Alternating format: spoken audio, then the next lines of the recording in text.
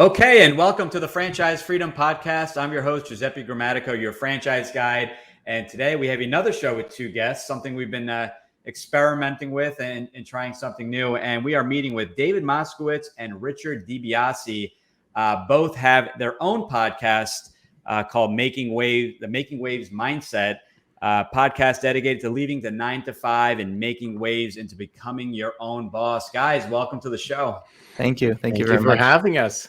Looking forward to this. We are going international once again to Canada, so we could say that's international, right? It's outside the States, so this is the borders will be open soon, right? Exactly. I think they are soon. I think, or maybe they're supposed to be for driving through. Okay. Yeah. They were loosely open right now, one direction, right? But the States, I think you guys are now opening up so that we can come in driving. So that's letting you back in. Okay, that's it. You've let us back in.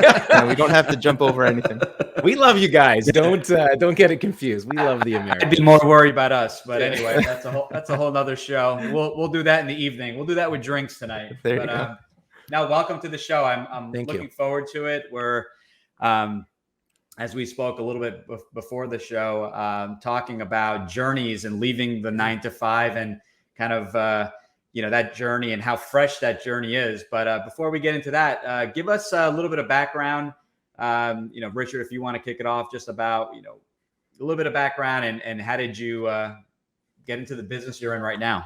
Beauty. All right, we'll keep it short and sweet. So I was a police officer in Canada for 13 years, about to start 14 years. And about the last quarter of that time, I started to ask questions. I started to look at things a bit differently. One of my phrases is life is too short, don't sweat the small stuff. And it wasn't until the passing of my father at the age of 58, which was quite young, it really put things into perspective. Is this what I want to be doing for the next 35 years, waiting for a pension, relying on a paycheck every 2 weeks? Or do I want to do something where I have the true, financial freedom, or at least the opportunity where the opportunities are not limited by the glass ceiling, as Dave and I call it, because, everyone lives in that little framework. So we had some structural changes in our organization, and I just said, now's the time to move on. So my wife and I had an interest in real estate investing. And we worked really hard to create our own business where we focus really on the multifamily commercial space and residential space. And then from there, we decided that we would also acquire partners and invest in a few things ourselves. And then, of course, from that come little spinoffs. So we put that into play. And then it was February of 2021 when we decided now was the time. We had built the plan, the solid foundation, and that was our way to leave. And I decided at that point, enough was enough. Time to move on and have some excitement. It's not easy, as we know. It does take courage, and it is a challenge. And so here we are today. So Dave and I have come together where now we share our journey with listeners. Yeah, awesome. I appreciate that. My story's similar in the nature of I spent the last 25 years in law enforcement. My last position was a sergeant for a special constable agency with the major transit system, and decided that throughout my career, I was always looking for change. And I think I was an entrepreneur at heart, because any organization that I decided to shift to or become an employee of, I always was looking for change within that organization and looking to improve myself and get up in terms of supervisory positions. And so I think I had it ingrained in my heart from my parents to be an entrepreneur. My father was an entrepreneur. My grandfather was an entrepreneur. And that just made me more driven to change. So in June of 2020, one of my good friends and I decided to open up a business in California, an electrostatic disinfecting company and air purification systems. With the heat of the moment of COVID and the pandemic, we decided to venture into that. We've now opened up in Mexico City and also an office here in Toronto, Ontario. Oh, so wow. we've expanded that office, and that's been sort of my life for about a year. In June, I was working both positions, and then June of this year, I decided to leave that position and take it full head and move forward with that business. And throughout my time in my career, me and Richard met both as social media officers and sort of doing similar not podcasting, but interacting with the public and Right. having our voice on media. And we decided it was time that we spread this journey to others, especially in in the emergency services field Mm. and various other areas where we believe that the pension is not your golden egg. Your Mhm. golden egg is what you make of it. And moving outside of law enforcement is probably, if that's where you want to be, then you need to make moves to do that. And spreading our journey and sharing our journey to people and trying to convince them. And we've had a lot of people reach out to us since, saying, we're very new in this industry, Mhm. and we're new in Canada as well. There aren't many people who have left the industries who are voicing to the public, and Correct. Yeah. this is what we're trying to do, is get the knowledge out to people Mhm. who are of like mind, and get them to understand that there's a bigger world out there. There's lots to learn. There's lots to do. And if you have that drive and if you have that motivation, we're going to be here to share our journey with you. That's awesome. No, I appreciate that. And, before the show, we were talking about just being at different stages, and it's been about a year, just over a year for you guys and in your businesses. And I think that's crucial. It's just talking about the story and talking about just, why, just the reason for doing it. Because let's face it, having a job compared to owning a business, I jokingly say no one wants a job. That's right. I'm sorry. No one wants. Yeah, well, maybe that too. Actually, maybe that mistake actually worked out. Okay, so I'll start over. No one wants a job. Maybe I don't want a job, but no one wants a business per se. They need a business Right. to get them to the lifestyle they want. So I've only said it a million times, and I still screw that up. But talking about when people approach me and they say, I want to start a business, I go, do you know anyone that owns a business? What do you know about business ownership? It's not all sunshine and rainbows. It's a lot of work. There's risk involved, and you really need to know what you're getting into and what's that motivation. Obviously, there are so many additional benefits if you can get past the first several years. So talk to us about that. So I've been in business ownership for 20 years, and we were talking, learning every single day. Once you think you have it figured out, you learn something new. So talk to us about, and this will really benefit the listener, because the listener is that corporate exec that's looking to make the transition. So talk to us about the first year. Just how was it? Was it what you expected? The stress level? Were you able to pay yourself maybe the first month or so? Talk to us a little bit about the experiences, because that's crucial, and really explain to someone what to expect. Yeah. So one of the most interesting things, Giuseppe, is when you have the opportunity to do something yourself and see the rewards and the benefits. You're working in that corporate environment, you're working for someone else, and you're thinking of changing, and you're putting all this effort into things, and you're not seeing the reward. Once you do it on your own, it's like this bold blazing energy that comes, the constant flame lighting the fire, because you're seeing results. And to your point, yeah, it doesn't just end at 5. You are going to be working past 5. You're constantly on the go. Your phone's lighting up with things. I think it's also important to remember, you may not see your first paycheck right away. You may not see that lump sum of money show up. Just understand it's going to take time. It may take a few months, and it could even take beyond a year. But when you put your energy and effort into it, nobody's telling you how you have to do this particular task. You're going to do what is best for you, Right. what you know is going to work, and that is going to light the fire, because you are now working in your knowledge base and what you want to do and what you're passionate about. Dave and I have discussed, you don't have that policy and procedure manual guiding you along. Right. So I think at this point, yeah, just be prepared. It's not going to be an easy journey. Have a plan as you build your exit strategy. That was the biggest thing for my wife and I. We started really 3 years almost before my resignation, starting to slowly to build that foundation, which made the transition, though it was stressful, that much more seamless and comforting, knowing that, okay, now I can do things myself and I will see the benefits and the rewards and the excitement. I like that. I found the most stressful part at the beginning was doing both at the same time. So making those plans to eventually transition to the full-time position of Right. another job, but at the same time doing the education. We talk about this is whatever business that you're going to open up, you probably have to get some education behind you to open that. So for example, in my case scenario, I had to become a janitor. I had to become a certified global biorisk technician. So these are things I had to do as well as work my full-time job. So that kind of stuff, scheduling was just hectic, right? So I would work my full-time job, come home at night, and spend the nights educating myself. So that kind of stuff at the very beginning. And the paycheck thing, that's the one of the biggest things. Be prepared that you're not going to make money. Usually on an average, 3 years, right? That's what they say. First 3 years, you're probably not going to make some money. I've been fortunate enough that I've been able to give myself some money back in to the pocket, but not a substantial amount. And we're still growing as a business. And as the business grows, you could see the potential and you could see the economics of it growing.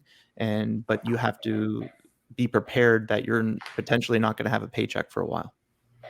Yeah, and I think that's important. And obviously, it varies based off of industry and what business you get into. So I think just having that real conversation, and I have this with every single person I work with. Again, what's your experience? Are you comfortable with it? Maybe if it's a retail location, it may take you a year to open, and then you have to, once that's open, then you start generating revenue. Revenue does not equal profitability. That's right. So you need to, what's your expectation, and are you comfortable with it? Because if you are not, and the business is perfect, but you are not comfortable with waiting that long, it's not going to work. Everything needs to be kind of lined up. And I think one thing, correct me if I'm wrong, but one thing I like to stress is it's not about what's hot. There's so many hot ideas. I think more of the important thing is when you get into business, it's got to be a good match for you. I think it needs to align with what you're looking to accomplish. So if your goal is to spend more time with family and you're getting into a business, maybe that's 7 days a week, or maybe that's in the restaurant business, not to knock restaurant businesses, but they are a lot of employees, a lot of hours.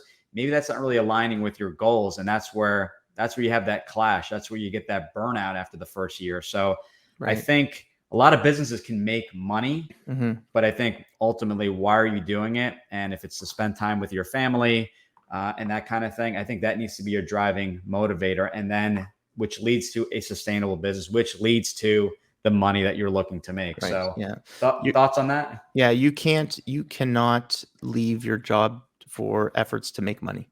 It can't be that. That can't be your goal. Your goal cannot be to make money, because if that is your goal, you won't make money. Your goal has to be to do something. So either you're doing it for your family, like you said, you're doing it because of something you love to do. Your why. We always talk about this is what's your why? Why are you doing this? And if it's to, me personally, my personal goal is to grow businesses. And that's what I want to do. And I have multiple businesses right as of now, and I'm going to have multiple more businesses. My job is now going to be growing those businesses.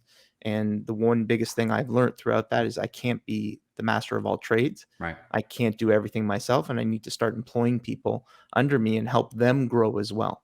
And that's what I've decided to do with my career moving forward.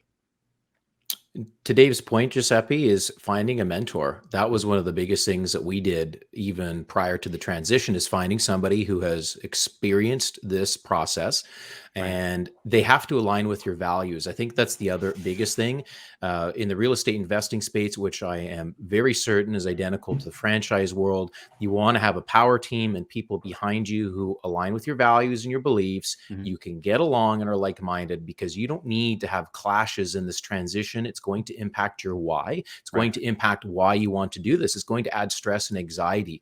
So finding those people with the right mindset, hence our show, the mindset is key, and that will help and aid you through this journey from the start. Find the why, write it down, and just relive it every day. Yeah, I agree. It's we talk about this constantly, and finding your why, that's the motivator. Why the hell are you doing this in the first place?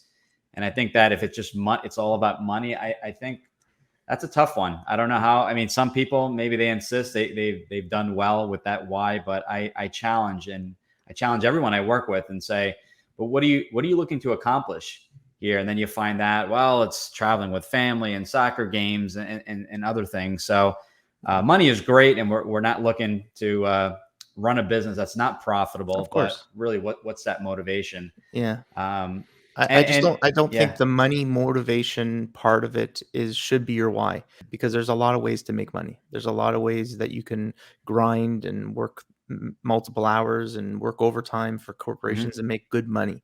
right. And but if the money is just the why, I don't think you're going to succeed, in my opinion, or any mentor that I've talked to about business, who have been in business, who have made millions of dollars, Right. their why was never money. Look at the time that you now gain. Dave and I have chatted. It might not be to replace that income in its entirety. That's okay. You're going to have to accept the $0 or half that. But Mhm. guess what you've gained? Time to be with your family, time to travel, time to be on your motorcycle, do what you want. That's the trade. It's not all about the dollars. Mhm. And where the industry Dave and I come from, a lot of people are just obsessed with that paycheck, and it's all about the pension, working 35 years. They just cannot grasp that there's more to life than the financial side of things. It's the freedom. I agree with that. No, that's it.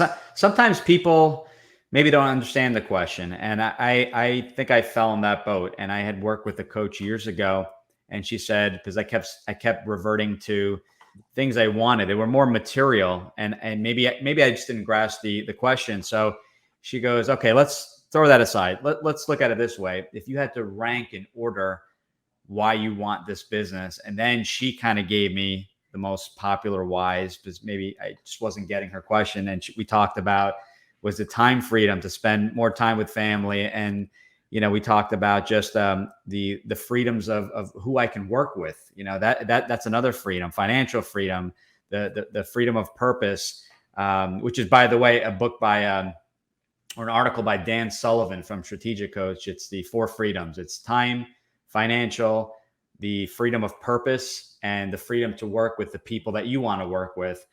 So when we started talking about that, digging a little bit deeper, we started ranking them, and then financials came at the very bottom. So sometimes some people need those options to really understand what we're trying to get to. David, to your point, this is going back to a little bit in the beginning here, but pensions, a lot of people in the US, we see less and less people, companies are moving away from that, but that seemed to be the goal, right? It was all about, let me get to retirement as fast as possible. I get my pension, and then I can relax and enjoy it.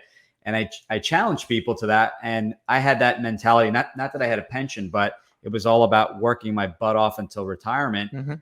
So I knew what the end goal was, but I wasn't enjoying the journey in the very Right. beginning. And I think that's crucial. You need to enjoy it. You need to be present with your family, and just enjoy the ride, and eventually be able to retire or semi-retire, whatever your goals are. But I think that's crucial. And in the beginning, it's going to be rough. There's a lot more hours, and as you mentioned, we talked about training and getting up and running. But the first year it gets better. I think it gets a little bit easier in certain ways, because you now understand how a business functions. Yeah. You understand the tax benefits of a business. Any thoughts when it comes to enjoying the journey, and not just relying on the destination? Yeah, I would say the one biggest thing that it taught me, and I see it now in my life looking back. I Mhm. was not engaged enough in my family life, and that's what was causing part of my problems at work. So Right. because I wasn't engaged enough in my family life, I would spend more time at work and Mhm. spend more time, which would then put stresses on my family life. So family is like the biggest thing. The fact that I'm able to now gain back some of that and draw back on my life and actually get back into my family life, spend more time with my wife, spend more time concentrating on us rather than just get to that pension, get that overtime Mhm. money and build up that pension, build up that pension. Now I can build this business and I can actually incorporate my wife now into the businesses. Right. And I could say, you know what, we're growing this together, and we're doing this. Not that I want to work every day with my wife, but some people might want that split. But I get to see her more often now, and I get to spend more time and quality time too. And it's not just work your 12 hours, especially from the industries that we were in, law enforcement. It was, Right. grind. You would come home, work the 12 hours, come home dead tired, go to bed. Maybe you were working 16 hours because it was forced overtime, stuff like that. But now you get back the fruits of the labor. So now if I want to not work on a weekend, I know I'm not going to make money that weekend, Right. but it's my choice. Right. It's my choice. And I've made that choice to now put aside work and spend time with my family. And I would say that's the fruits of the labor, Right. being able to choose. And we've talked about this. And because I have an international business that spans across Mexico, California, and Canada, I'm able to travel now. So I can go to those places that I love. Right. I love California. I love Mexico. I love these places. And now I get to visit them for work. That's awesome. Yeah. Wow. Not that's going to be for everyone, but these are fruits of the labor, right? These are stuff that you're building, that you're going to build into your life so that you can benefit from the work you're doing. So you're going to put in the 100 hours, you will see the benefit from that 100 hours. You want to put 50 hours, you will see the benefit from 50 hours.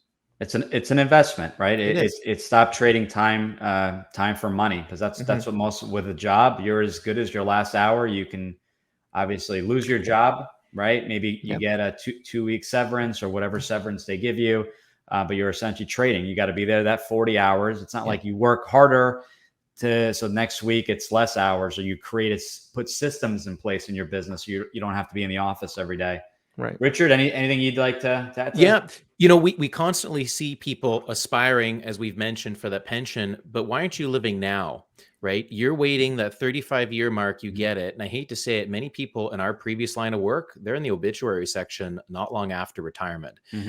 My dad was a school teacher for 32 years. An unexpected illness came along and he never got to enjoy retirement. So working your entire life for a pension, he loved his job, but never got to see the fruits of the labor that had to take place to get there. And I think it's important for all of our listeners to understand that change is good. And when you're in this comfortable bubble, you start to become complacent. You start not to perhaps care about things as much anymore. And to Dave's point, you now become obsessed with the 9 to 5. Right. You're not there for your family. You're not present right now. It's okay to feel different when you go, I need to do something. I need to learn something. And now it's that uncomfortable zone because you want to do something different. Just know that doing something different is a learning curve. There are changes. You're going to benefit from it. You're going to look back and go, wow, if I didn't make this change, I didn't take action, I would still be in that bubble waiting for 35 years, and it's a hard realization. I have also found, and I'll state this, family is important, but your family and friends are going to change. They will think you are absolutely insane for leaving your 9 to 5 corporate job.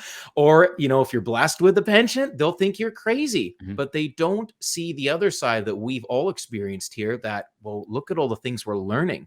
We're doing things we could only have dreamed of because we were stuck to, got to get to work for 6 a.m., and not wanting to try something different in life or to travel, or, now the sky's the limit. Now the sky is the limit, and unfortunately, maybe they'll see it, but they don't see it right now. They don't, and I don't even think they do it intentionally. I think I was reading somewhere, or maybe I was talking to someone. They said it's almost a protection mechanism, right? It's almost to protect you. Like, do you really want to start a business? You're making good money. Yeah. I had left Wall Street making a really good income, and you really want to start over and invest all that money you made into a business? And I said, yes, because this is what I'm looking to accomplish. I will never accomplish. I'll accomplish financially great money with the business, the companies we were with, but I'm not going to experience that time freedom, the 5-hour round trip commute. So, I think it took me a while, and not that I had family and friends that were very negative, but they were almost questioning. And what's funny is that with previous employers, my colleagues were like, are you out of your mind? You're not understanding the business. They were looking at kind of the service I was offering. So kind of to David's point, you're going to be a janitor. No, I'm building a business, but I'm learning about my business. And it's funny, a decade later, you get calls. Hey, are you still in business? Because I can use some advice. So that's right. It's funny because now, flash forward 10 years, they see us on social media, see us on a show, and they're like, man, like that was that David guy, that Richard guy, they're doing well for themselves. Let me check in with them. And to a previous point on mentorship, I want to bring this up, and then I want to talk about your show. But mentorship, make sure you're selective on the people you take advice from, the 100%. people you are your mentors. 100%. I had a gentleman contact me, and he was excited about a franchise, and then someone brought him down, and I said, well, who is not about a particular franchise, but just franchising and business ownership in general. And I said, who are you asking? And it was a family member. And I said, well, how many businesses have they owned? And they said none. So they heard from a friend of a friend of a friend. And I said, everyone has an opinion, but definitely speak with a business owner. A business owner is not going to steer you wrong. They're going to tell you, man, it was rough in the beginning, or wow, it took us this long to get up, but look what it's created. I'm a soccer coach. I'm at every game. I'm doing this. I'm on the PTO, the PTA at school. So make sure you select your mentors wisely. Yes. That's something I tell everyone. Yeah. Giuseppe, there was a point in our life, even prior to this real estate direction and investing.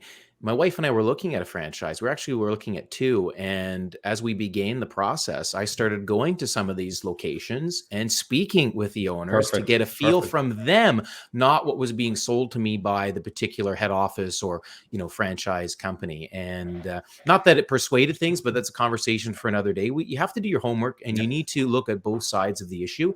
It's not going to be, what's black and white in a textbook. You need to get a feel for things. You need to see what's happening. Yeah. And that's to touch on your point about mentors, that is a main thing. I have multiple mentors in my life, and it's from different aspects of my life. So there's people who I can call on, who I know have an amazing track record with business, who are financial geniuses, stuff like that, who I call on as mentors in different aspects of my life. But having someone who, if someone turned to us and said, "Can you be my business mentor?" No, I can't be your business mentor. Why? Because I'm not a business mentor yet. I'm going to be one day. But if you want to listen to our journey, come along, listen to our journey, and you'll learn some lessons. But as a mentor, you need to find someone who's a proven track record, someone who's been in the industry, who's had the lessons learned already, who has been steps ahead of you. And those are the people that are going to give you the good information. I agreed. And to add to that, and the final point on that, because someone that I am working with found a mentor, and they basically would look for someone that was successful in their community, drove the fancy car, beautiful home. And I said, okay, this person owns a business. This person is, quote unquote, successful. But you told me that you wanted, what kind of hours is he working? So we talked about, he's working been in business for 2 decades, working, 100 hours a week, still continuing to work those hours. And I go, that's great. He's making a lot of money. Most businesses, there's a high percentage, they go out of business the first year, but he's not really that person that really aligned with, who you're looking for to look up to. You're looking for that person that has a successful business, that has that proven track record, but is not killing himself working 100 hours a week. This whole notion of, and I'm sorry, maybe because of where I'm at in my life, in my career, the grind, the this or that, that's, to me, I don't envy that at all. That's not someone I look up to. I don't like to talk about grinding it out, maybe the first few years, but if you're two decades in and you're constantly grinding and, what they talk about to get through in business, I don't envy that. I don't want that. I want a business that I could, I have family in Europe. We vacation to Europe a lot and not have to worry about the business and constantly checking email and the phone call. That grind, I think, is in the beginning, and it needs to align with what you're looking for. So find the mentor that not only is successful, but is also maybe working the hours that you're looking to work, and have that balance. 100%. See who's at the soccer games, right? The moms, the dads, whoever's there. I as a business owner never miss a game, and I see some of the parents. Some of them have jobs that are extremely flexible, and other are business owners. Those are the people that I talk to, because we have a lot in common. We have certain priorities, and anyway, that's my that's we good. talk a lot about It's that. on point. Yeah. No, it's your on tribe, point. right? That's it. No, that's it. So let's switch gears a little bit. I want to talk about your show. So name of your show, when did that show start, and who do you what do you talk about? Do you have guests, or is it just you guys talking? Yeah. So Dave and I came together. We initially, in our previous line of work, wanted to do a show, but we decided to change the direction. It was the summer of 2021. We decided we're taking action. So it's called the Making Waves Mindset Show, and the premise of the show is to make waves, and that has to do with your mindset. You need to challenge yourself. You need to think differently. You need to splash the water and make waves, because if you're in the little calm pond, nothing's going to change. And it goes back to what we spoke about earlier. If you're not asking questions and you're not getting outside of that comfortable bubble, you're not going to get anywhere. So the premise of the show is just that, the mindset, making waves. We do have a combination of guests on the show, and Dave and I also share our journey. Like we've mentioned, we're very new to the space. We want to show people it's not all Ferraris and traveling the world as what you see on social media. You need to put in the effort, and it's going to take time. So we mix a little bit of lifestyle, fitness, and we just share our journey. And this is where Dave and I, we come together, and roughly once a week, there's an episode out, sometimes twice a week. So Awesome. That's our show. Yeah.